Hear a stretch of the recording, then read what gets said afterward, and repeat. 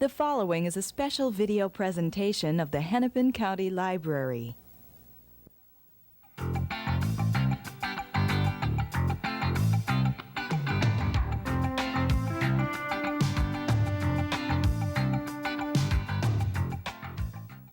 Welcome to a discussion with Penelope Lively. I'm Kathleen Baxter from the Anoka County Library, and our guest today is Penelope Lively, one of the most distinguished writers in England, or as far as I'm concerned, or most people would be in the world. She's won the Booker Prize in England, which is inconceivably prestigious, and she's won the Carnegie Medal in England for her book, The Ghost of Thomas Kemp, and that's for the best written children's book of the year. And Moon Tiger won the Booker Prize, and that's an adult novel. The Ghost of Thomas Kemp is a children's novel, and I know of no one in the United States or England who's won both the best children's book of the year and the best novel of the year. This is incredibly wonderful and quite an honor. Well, there aren't a lot of people, I suppose, who write seriously for adults and for children, and I always did, although that being said, I haven't written for children for quite a while now, but for a while I was writing equally seriously for both, and although obviously it's a different activity, there is a difference between writing for children and writing for adults. It's not, as far as I'm concerned, qualitatively different. I wasn't turning myself into a different person, so there would be a kind of a house style that would be the same in both, and I was trying to write for children out of the same concerns that I was writing for adults, so it was the same person who was doing both. Did you make a conscious decision to switch to adult novels? I read that you say you felt you were in danger of writing the same children's book over and over again. There was a bit of that, yes. I'd been writing for children for 10 years or so, and I felt I was in danger of writing myself out, as it were. I thought that it was time maybe to stop. And by then, too, I was writing both adult and children's fiction, and there are only so many hours in the day. It was difficult to do that much, and I'm also a short story writer. I believe very passionately in the importance of the short story as a fictional form and get immense satisfaction out of writing them, and they are a very different form as well. And it seemed to me that some sort of choice had to be made. I couldn't go on doing everything, and especially, of course, the concerns, the interests that I was writing out of were complex, and I ceased to see a way of writing about them for children, really. I needed to be writing much more for adults, so that was how it came about. And this year, in 1994, you saw the publication, I should say, of the book OLEANDER, JACARANDA, which is A Childhood Perceived, which is an incredibly interesting title, about your youth, your first 12 years, which you spent with brief expeditions to England in Egypt. And it's an absolutely wonderful book. I shed tears at the end, and I've been reading passages aloud to people over the last few days with the sheer joy of it. It's a wonderful, wonderful book about your youth, and yet I have to quote something you said: "We like the past gutted and nicely cleaned up, then we know where we are with it." And this book is not nicely gutted and cleaned up. There are all sorts of loose ends hanging all over it. You read the book and you're dying to know more about who you are, what became of you, what happened to the people in the book, what happened to Lucy, what happened to your mother. Have you forgiven your mother? Could you ever forgive your mother? How do you feel about your parents? How did your father remarry? You have numerous questions, and there's no little thing at the end that tells us. Well, that quotation that you gave about liking the past nicely gutted and cleaned up, when I was saying that, I think what I was talking about was people's reactions to the past, or the way that we look at the past now, meaning the historical past, and the way in which the past is presented by means of theme parks and heritage trails and all this kind of thing.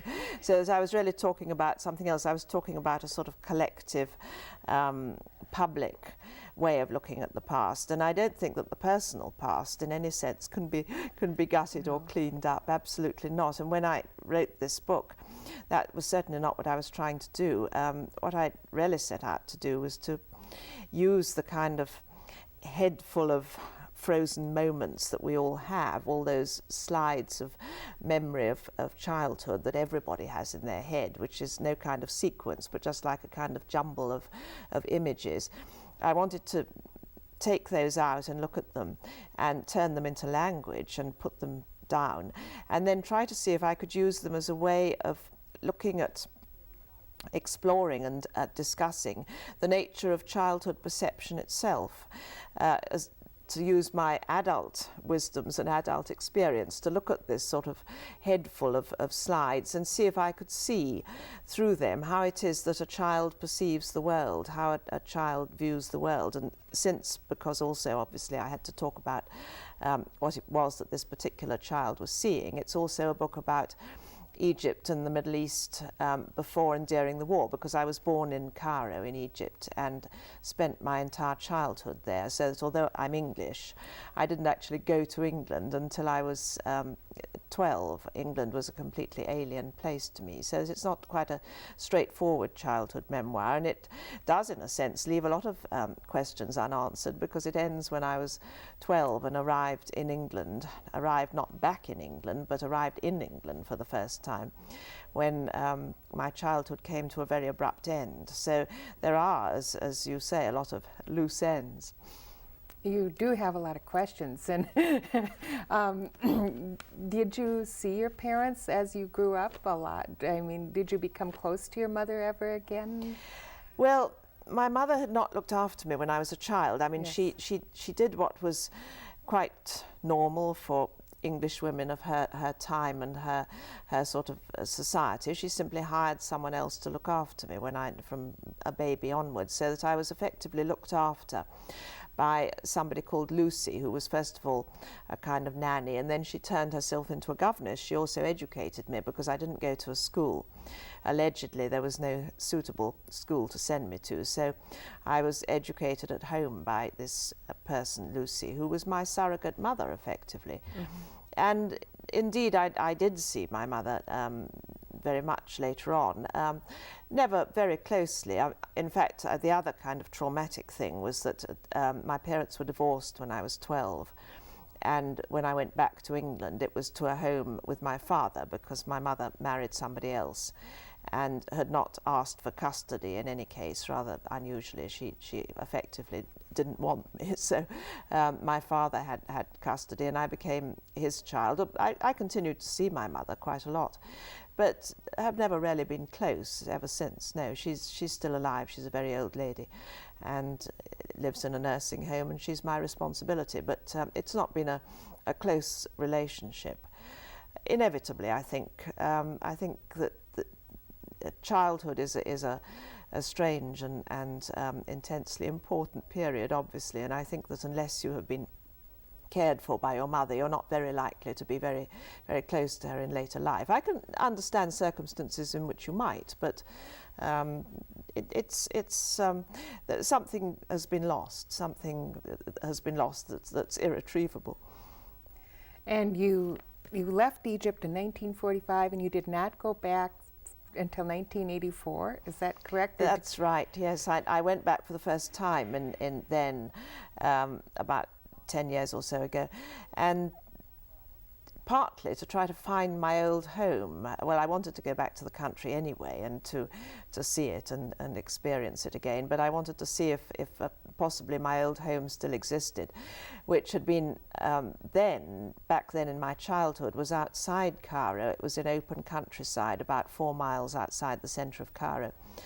And it was a big house with a huge garden next to another big house owned and lived in by Europeans, and surrounded by the open landscape, the open cultivation of the Egyptian delta, which is all sugarcane and bare seam and mud villages, and this was how it had been. But now, or rather then in 1984 when I went back, this whole area had become a teeming slum. It had been digested by Cairo. Cairo has doubled in size since the 1940s. It's now a city of 14 million people.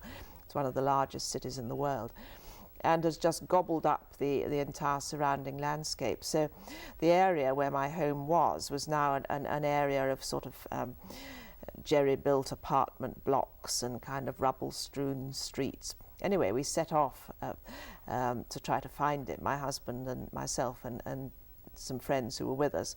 We'd found an Arabic-speaking friend to escort us, and miraculously we did find it. It was still there. It was a kind of shell of what it had once been, and the garden had completely vanished and was covered in rubble, and there was a mosque, a new mosque next door, and apartment blocks all around. But there it was, which was a very strange experience to find this house, but with the surroundings completely changed. I felt like Rip Van Winkle. Yes. Had you wanted to go prior to that, or why had you not gone back? Or? I would have liked to, but circumstances didn't permit. It was just simply kind of straightforward things like money. It's quite an expensive trip, and we weren't a wealthy family, and my husband is an academic, and you only go to Egypt in winter. It's only sensible to go on a holiday to Egypt in the sort of autumn or winter or very early spring, because it's just too hot in the summer, and the British academic year doesn't work so that you could take a holiday in the winter. It was really just as simple as that. We hadn't had an opportunity. I have to ask you, just what is the name of the house that you grew up with? We were talking earlier how you read words and you have no idea how they're pronounced. How do you pronounce the name of it? It's Boulak El Dakrur. We called it just Boulak Dakrur, sort of ran it into one. And I don't know what it means exactly. Boulak, I think, is just a simple word that means place, village. There's another area of Cairo that's called Boulak as well. And then there was a village that was called Boulak Dakrur, which was a village of the kind of mud-built huts that the Fellahin lived in then, and mainly still do, in fact. Nowadays it's rather different, because nowadays they would have electricity because of the Nile Valley scheme and the Aswan Dam. Electricity is relatively cheap, and they have plenty of it, but back then it was before, so there would have been nothing like that. Very simple mud peasant dwellings and the open fields, and then this anachronism of these three large houses owned and lived in by Europeans, completely different. It's so exotic. It just doesn't seem like very many American authors were brought up in exotic locales and then transported. That's only the British that do things like this. Well, you see, the interesting thing is that to me as a child, it was not exotic at all. There was nothing exotic about it. It was ordinary. It was how the world is, because children accept absolutely what they're given, and I had been given this. I had been given this landscape and these circumstances of growing up as an English child, but surrounded by all the signals and assumptions of a different culture. And so I just simply accepted it as what else could there be? And also the other dimension that, of course, was different and strange was that the Second World War, for the second part of my childhood, from when I was 6 onwards, the Second World War was roaring away just a few hundred miles away in the desert, in the Libyan desert, so that the Germans were advancing across the Libyan desert towards Egypt, and it looked very much as though Egypt would fall. And the thing that I now find very strange, looking back and thinking about it, is that I don't recall any sense of sort of panic or anxiety on the part of my family or their friends. And yet, now that I read the war diaries and the war histories and everything, it's abundantly clear that to many people it must have been, the expectation must have been that in fact Rommel would push over the Egyptian frontier and that Egypt would fall to the Germans. And yet there was this extraordinary, rather sort of cavalier feeling that, it'll be all right. This passing local difficulty will end. In fact, just at the point, a few months before the Battle of Alamein, which was the turning point of the Libyan campaign, we did in fact go to Palestine, as it then was. All British women and children left Egypt and we moved to Palestine. But this, again, in my in my mind's eye in recollection. I was seen as just, you know, changing the place where we usually went for a summer holiday. We normally went to Alexandria for the summer to escape the heat of Cairo. But instead, that summer, we went to Palestine and spent a few months there until after the Battle of Alamein, when the tide turned and Rommel's army was pushed back across the Libyan desert, and then we went home again to Boulak-Dakrour. So this was the other kind of dimension of exoticism, but equally that didn't seem to me exotic at the time, because children accept what they're given. I just assumed that there is always a war going on. I was surprised that you saw Charles de Gaulle in his dressing gown. And then in Moon Tiger, you know, the heroine of the story had heard a rumor that he was in the Jerusalem area, but she couldn't confirm it. And of course, you could have confirmed it. Well, I always like to say that I'm the last surviving Englishwoman to have seen the naked legs of Charles de Gaulle.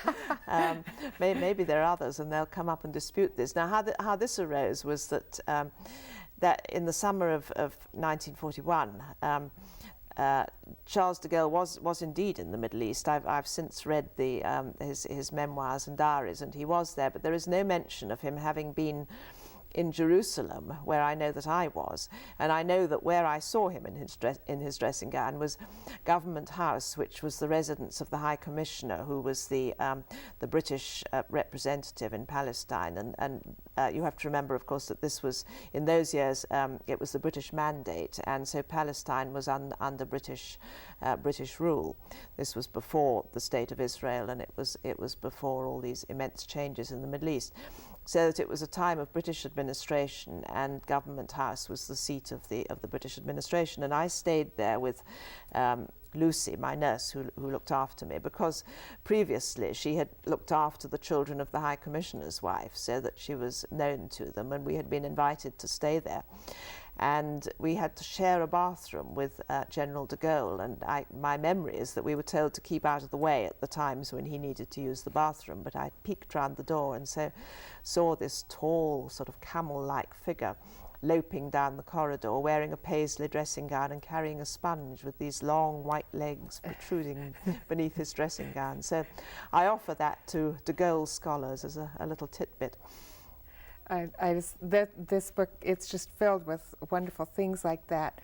What became of Lucy? I just have to ask. Your nursemaid, she went on to work for other people and take care of other children? She did, yes.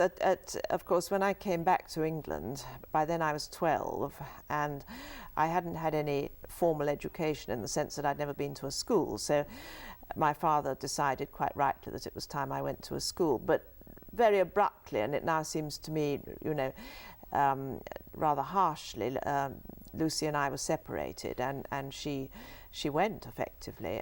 She went off and got another job looking after other children, and remained with that family for many years until eventually she retired. For me, obviously, this was deeply traumatic, and it must have been for her as well, because I'd been effectively her child for 12 years. I had been her entire life, as she had been my entire life. And so it was deeply traumatic, and I was certainly a very unhappy little girl at that stage.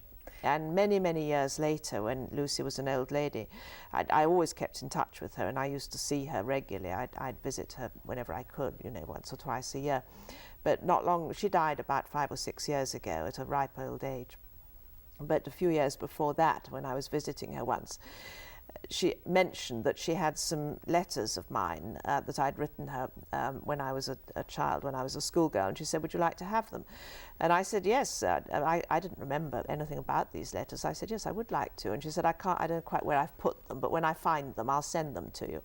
And a few weeks later she did, and it was an enormous bundle of letters, and I read them over the course of a morning and was completely shattered by this, because I didn't remember the writing of any of these letters. I read them as though reading the letters of a stranger, you know, and they were desperately sad, desperately sort of anguished cries of a very, very sad child who effectively had been separated from her mother. And I read them in a state of you know, grief and distress for a child who no longer existed, in a sense, because the child was now subsumed within the the perfectly happy and reasonably well-adjusted woman that I now am. And I thought also of her and wondered what it must have been like to be on the receiving end of these desperately sad letters. But anyway, there it is. But you said in the book you really don't recall a separation as such. I don't remember a particular moment. I just know that over a course of a summer, gradually she wasn't there anymore. I don't know how it was done, and I don't remember a day of sort of saying goodbye to her or anything, but I remember sort of finding somehow that she was gone. And I was by then in the care of my two grandmothers because of my parents' divorce. My father had not yet come back from the Middle East. He was having to wind up his affairs there and sort himself out before he could come back to England. So I'd been consigned to my grandmothers to look after, and they sort of passed me between them like a kind of parcel. They were both assiduously caring, and I've no doubt now, thinking about it, they were very worried about this this traumatized 12-year-old, whom neither of them, of course, would remember. They hadn't seen me since I was 6, so they'd parted from, at the just before the war, they'd parted from a perfectly sort of cheerful little 6-year-old, and what they got back was this anguished adolescent for whom the world had fallen apart, as it were. And between them, they cared for me. One, my paternal grandmother died, in fact, within a couple of years, but my maternal grandmother, who I was devoted to, became another kind of surrogate mother. She became a sort of mother to me. She was a very brisk and a kind of forthright and strong woman. And I think it's probably because of my debt to her and what she was to me that, and I feel now that the grandmotherly role is a very important one. I'm now a grandmother myself 3 times over. And about to become a grandmother again. Exactly, and I think that the grandmotherly role is a hugely important one. So I'm trying to be as good a grandmother as she was to me. That was fortunate. You really don't say too much about that.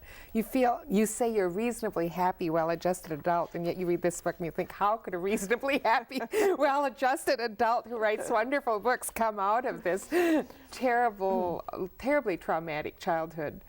And such a shift as you must have experienced when you came back to England. Well, I sometimes ask myself that question, and my husband sometimes says cheerfully, it's surprising you're as normal as you are. I think probably as an adolescent I was, I'm sure, deeply disturbed. I mean, I think a lot of adolescents are disturbed. It's normal. It's normal. It's a pretty awful time for everyone. But it was particularly awful, and I think maybe I kind of worked it out then. And but in solitude. I mean, this was long before the days when there would have been, the thought of help for someone like this. Yeah. Nowadays, a child like me would have had the therapists homing in like bees. Yes. But in those days, there was no such thing as counselling and therapy and so forth, so that it wouldn't have occurred to anybody that perhaps here was a child who needed a bit of help. And I just kind of worked it out. And I was sent then to a boarding school.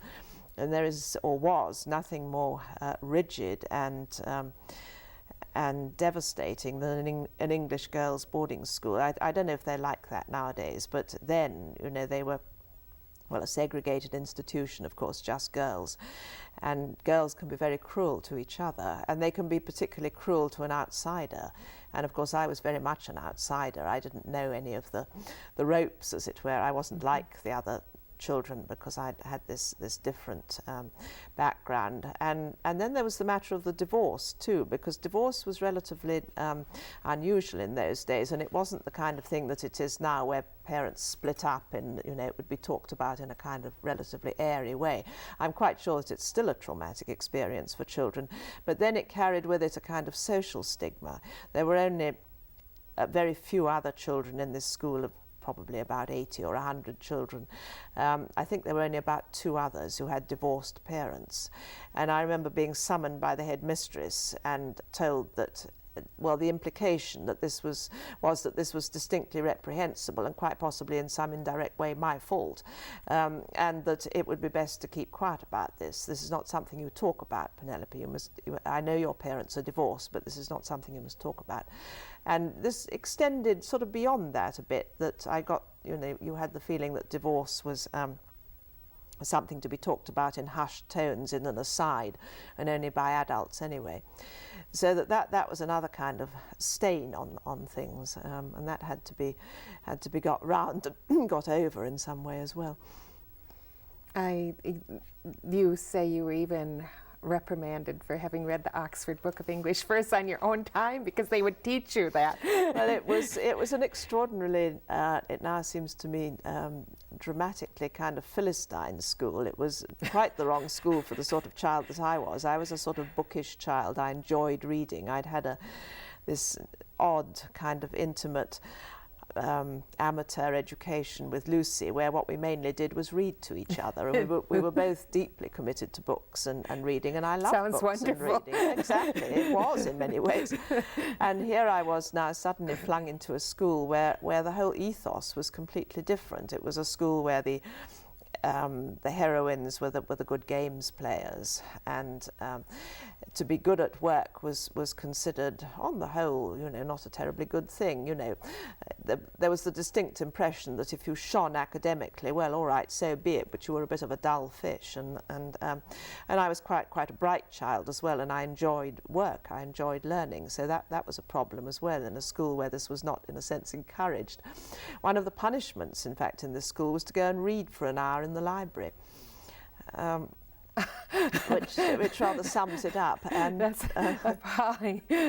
And yes, I remember being sent for by the headmistress on one occasion, and she pushed across her desk towards me with a kind of red painted fingernail my copy of the Oxford Book of English Verse, which had been removed from my locker. We only had a very small area of privacy, a sort of little cupboard in which you could keep your few personal possessions, and this had been removed by an assiduous matron and confiscated as an odd thing to keep in your locker, and given to the headmistress, who pushed it at me and said, "There's no need for you to read this kind of thing in your spare time, Penelope, you will be taught all that."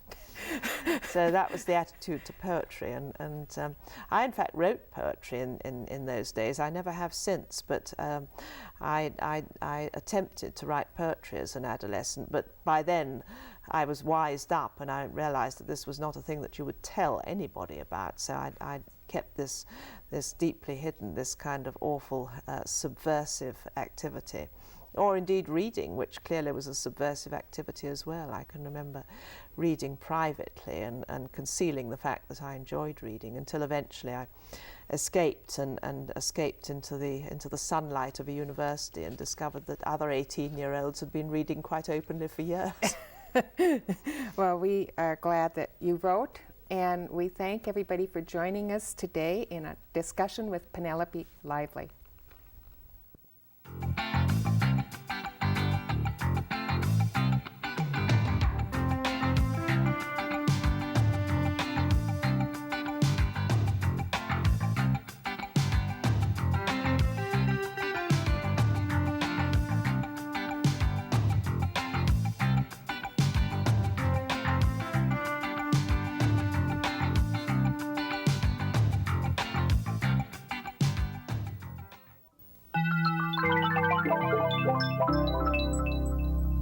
A presentation of the Hennepin County Library.